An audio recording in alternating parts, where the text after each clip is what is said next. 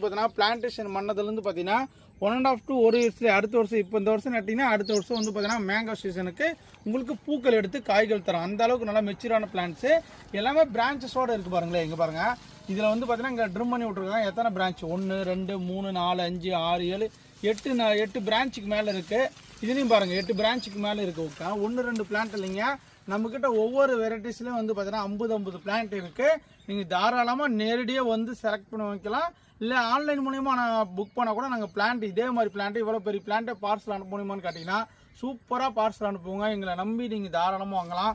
பெஸ்ட்டான பிளான்ட்ஸ் எல்லாமே இவங்க பாருங்கள் எவ்வளோ அழகாக இருக்குன்னு. அது மல்லிகை மாம்பழத்தை பொறுத்த வரைக்கும் பார்த்தீங்கன்னா நல்லா லென்த்தாக வரும். பழத்தோட வெயிட் வந்து பார்த்தீங்கன்னா ஒரு 600 கிராம் டு 1 கிலோ வரைக்கும் கூட வருது. டேஸ்ட் வரைக்கும் பார்த்தீங்கன்னா சூப்பராக இருக்கும். நாரே கிடையாது, நல்லா அல்வா மாதிரி இருக்கும், நல்லா சதைப்பட்டு இருக்கும். விதை கூட சின்னதாக இருக்கும், நல்லா லென்த்தாக. ஓகேங்களா, இது வந்து பார்த்தீங்கன்னா நம்ம நாட்டில் வந்து பார்த்தீங்கன்னா மல்லிகை மாங்க நல்லா ஒரு ஃபேமஸான மாம்பழம்.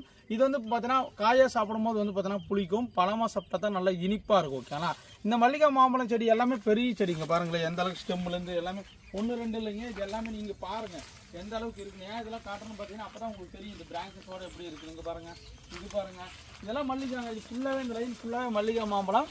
உங்களுக்கு மல்லிகை மாம்பழம் 21 50 கிலோ பேக்கில் செடி வேணும்னு ஆசைப்பட்டீங்கன்னா 2 வருஷம் செடி தாராளமாக வாட்ஸ்அப் வந்து புக் பண்ணிக்காங்க.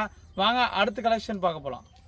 நீங்கள் அடுத்ததாக பார்க்குறது தான் பார்த்தீங்கன்னா பெங்களூரா மேங்கோ. ஓகேங்களா, இது வந்து பார்த்தீங்கன்னா பெங்களூரான்னுவாங்க, தோத்தாபுரின்னுவாங்க, ஒட்டு மாங்காய் கண்ணுன்னுவாங்க, ஒட்டு ரக மாங்கான்னுவாங்க. இந்த மாதிரி வந்து பார்த்தீங்கன்னா ஒவ்வொரு டிஸ்ட்ரிக்கும் ஒவ்வொரு